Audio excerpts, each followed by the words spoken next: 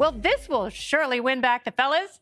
Hillary Clinton popping up on Mojo, hand-wringing over how the Democrats keep fumbling young male voters while cackling and delighted how the world has moved on from white men. Watch.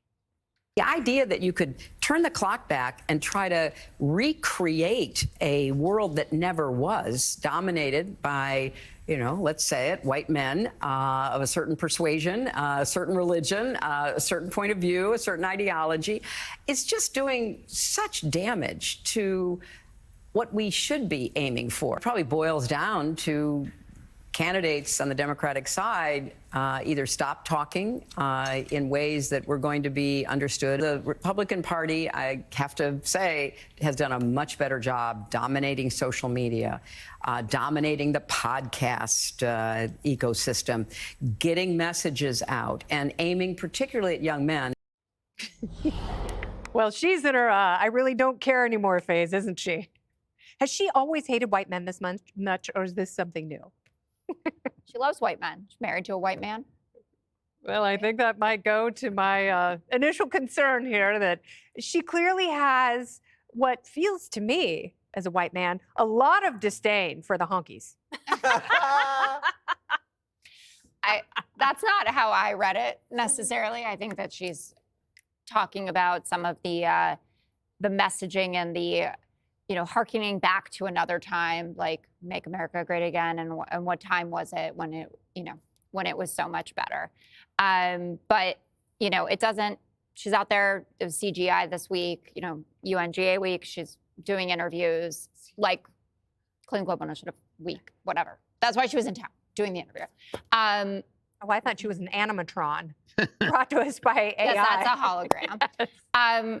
Listen, it's not like people are focused on the impending shutdown that's going to come next week, potentially, and the midterms. I mean, don't you think Democrats should think about getting men back? Well, they are. I mean, she was talking about how we do have a problem attracting young male voters. Like that, everyone knows what the problem is. Everyone has been talking about it, and she was. You just played a snippet of it. Yeah. But it was a long interview. It went across several segments, in fact. Yeah, lucky us. Why do they keep trotting her out exactly? Well, she trots herself out.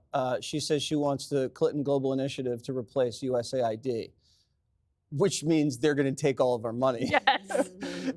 So we don't want to go back to where straight white male Christians dominated. Statistically, we still dominate. We just don't want you to discriminate against straight white male Christians. And we will not discriminate against you. We want a country where no one discriminates against anyone. That's what MLK said, content of your character, not color of your skin. We want merit. We want the country to be like a professional sports team. If you can play, we will pay. If you can score and you're a good teammate, we want you on the team. No excuses, no handouts. It's all about that, performance. And what happens are, men are so simple. If you tell us the rules and what our expectations are, and you have a coach that has our back, we're good. We don't need anything else. But what they did was they started changing the rules. They started putting crazy people on our team that sucked, and the coach was a snake. And so what we did, we said, this isn't working. And then we tried to tell them that, and then they called us stupid. So we said, okay, the country fell apart. We went over here to podcasts and social media and did our own thing. And even when we were trying to mind our own business, they still called us racist. They still censored us. And then we said, okay, we won the election. And now we're back in charge. And now it's your turn to listen to us.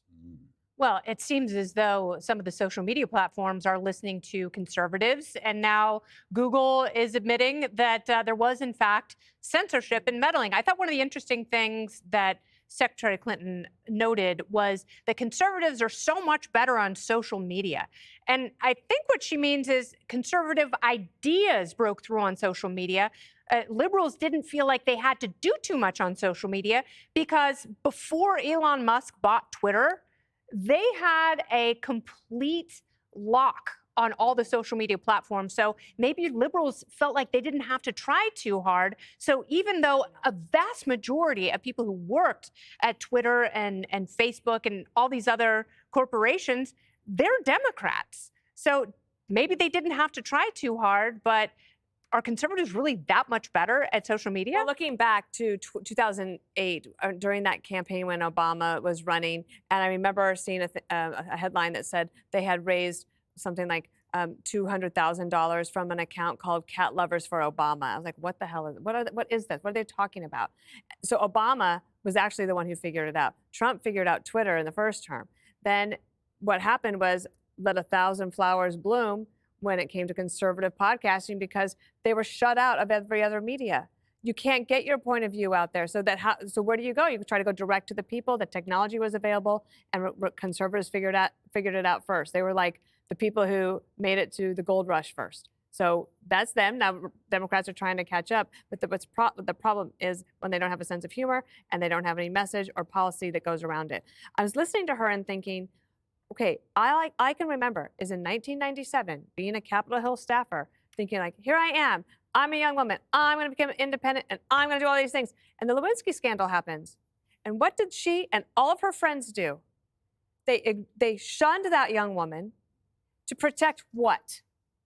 A white male, and all the other white men. And then fast forward, and you get to Me Too, and they're like, oh, actually, we'd like a redo on that, because we wanted to protect him, but we don't want to protect any of the other ones. No wonder they don't want to be a part of this party. In addition, Peter cannot get over Gillette from years ago talking about toxic masculinity. He hasn't bought another one of their products since. So these types of things last.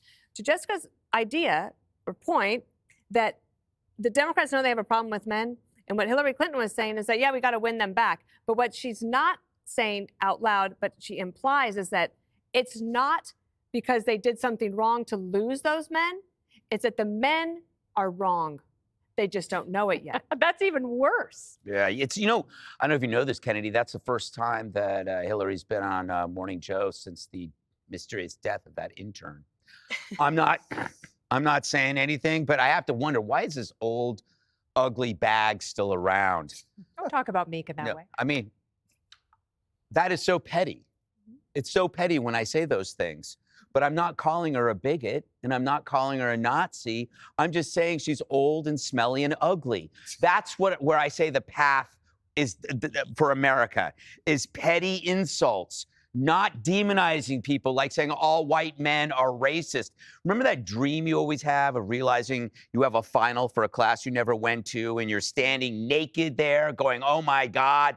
That is the Dems right now. They're facing a final, 2026, 2028, for a class they stopped going to years ago. They're standing naked in the classroom, and all they have is a Trump is Hitler sign. And what do? Do you drop the sign, or do you keep waving it? Well, their policies and idea muscles have atrophied. All they had was this sign. It was the only tool in their toolkit. So they're in this demon loop.